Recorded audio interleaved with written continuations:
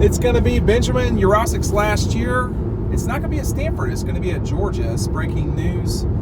This has been kind of kicked around a fair amount over the last, say, 6 weeks or so. But finally, Jurasic, I think I'm pronouncing that right, is headed towards Georgia. He said in an interview with ESPN today talking about how well Georgia's used the tight end, and about how this is going to be for him getting ready for the NFL. He was very productive at Stanford in his 3 years. A season ago, he had a shoulder injury that prevented him from playing about half the season. I don't know. So we watch a lot of Stanford and the Pac-12 because it's at night. A lot of times it's on Fridays. So you get an opportunity to check them out, and that conference has some really good individual players for sure. The teams are usually not very good. But in Stanford, that's the case still with them. But now he's going over to Georgia. Look, you need two really good tight ends who can be productive. And I think with Jurasic, you're going to combine him with Delp and Lucky.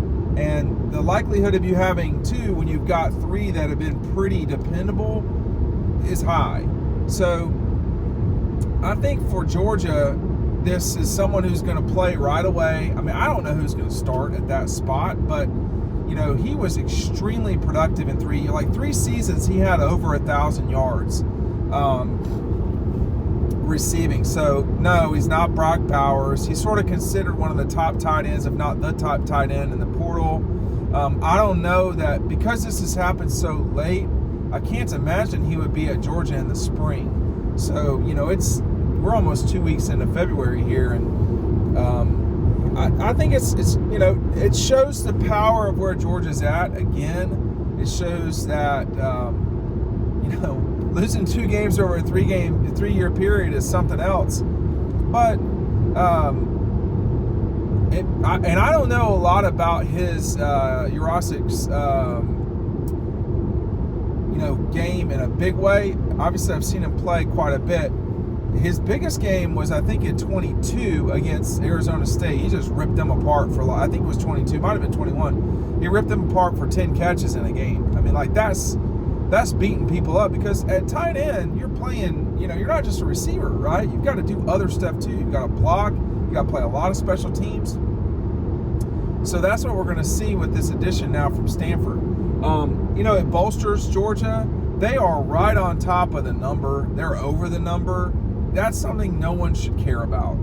That's something that Georgia is well aware of where they're at with stuff like that. That's just not important for the consumer or for the fan or whatever. But it really gives Georgia the capability to, have, in theory, 3 tight end sets. Georgia's usually in, or a lot of times they're in 2 tight end sets. Now listen, I'm not the guy that's going to sit here and talk X's and O's with y'all.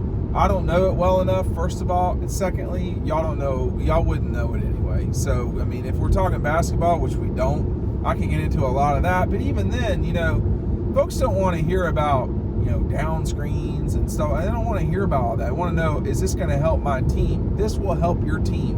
What will help you out is heading over to Red Zone downtown in Athens on Clayton Street. Now, why go there? They're our friends. Legitimately, they are our friends. Okay? Check them out today if you're out downtown. Now, they also have a website, UGA Red Zone, online. But go to Athens. If you're in Gwinnett County, you owe it to yourself to go over to Athens. Cobb County, that's a longer drive. But there's a basketball game tomorrow. When you get done with basketball, or even before the game against the Gators, go over there, check it out. They've got everything you need. Believe me, Scott and Mindy, tell them I said hello. And if Scott and Mindy aren't there, tell whoever that Dawg post sent you, okay? I think this, again, shows you that Georgia's a destination, if you didn't already know that. And it also, in terms of strategically and what this allows Georgia to do tactically, stuff like that. I mean, this guy's a really good player, a really productive player, and we want productive players. We don't want folks who aren't gonna do anything. You need dependable players. Again, like just like Bowers last year, this new transfer, he missed about half the season with a shoulder injury. So it's too bad. And Stanford has chunked out some players, by the way, but they're just, as a program, it's not been great. I mean, obviously when Jim Harbaugh was there, was I would say the modern day heyday of what Stanford's been, and David Shaw did a pretty good job. It wasn't unbelievable while he was there, but Stanford has really had some very good individual players that have come out of there lately.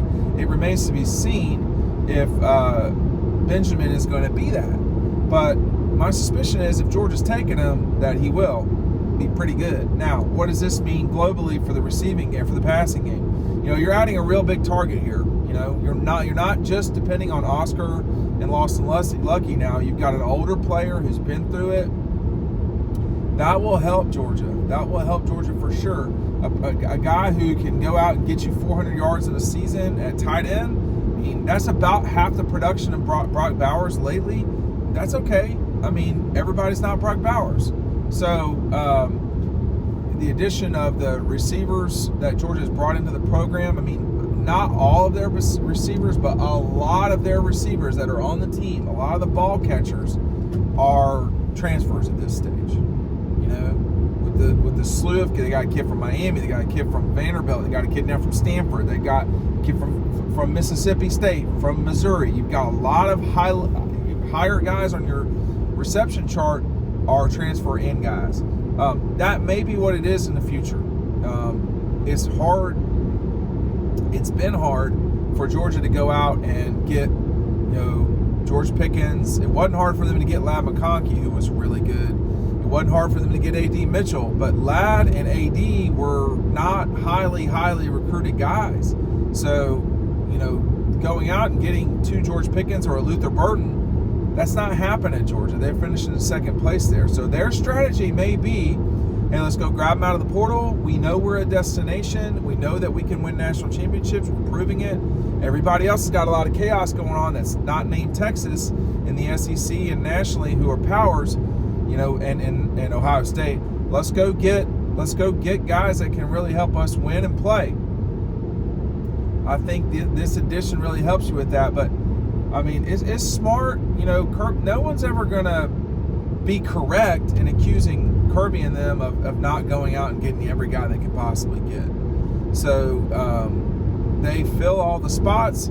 It's a little bit of Hunger Games at times with the scholarship numbers, but that's not new. Like, that's not a new thing. It might be new at Georgia, but that's not new in college. If you play sports in college, I mean, they were going to go out and recruit you, and then they were go out to recruit over you. That's just what it is. And that's how you make your program better. I think it's a great move for Georgia. We're not that far away from spring ball, by the way.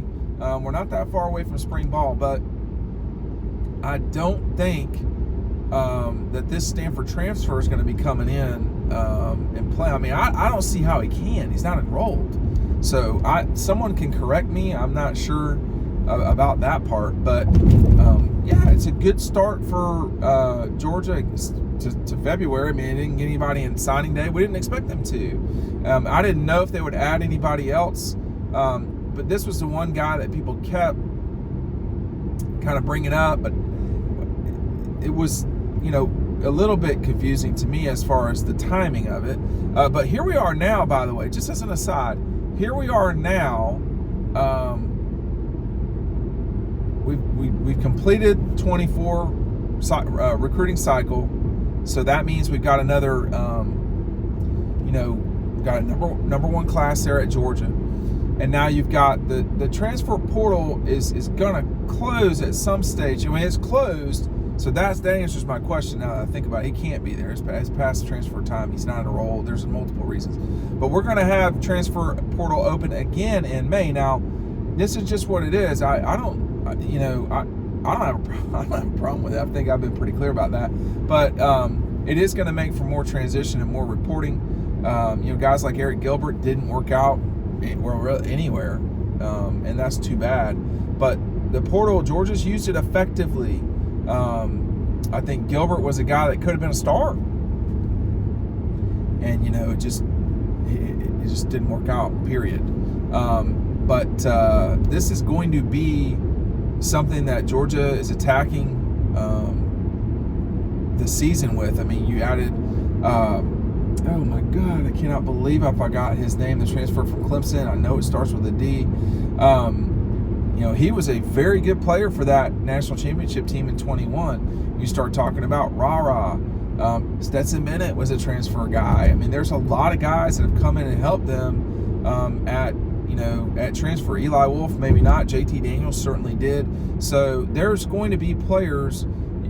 This is no longer this. There's no longer this romantic notion of we're going to get guys, sign guys, grow them, develop. No, you're going to have to be quicker than that. It's not just that. That's going to be at Georgia. It seemed like that's going to be like 80-ish% of your team. But the other 20 are gonna be guys that it's important to get them in and get that right from get the guys in from the portal, get them in to help, and we'll just take it from there. Thanks for watching. Breaking news: Georgia has a big tight end from Stanford.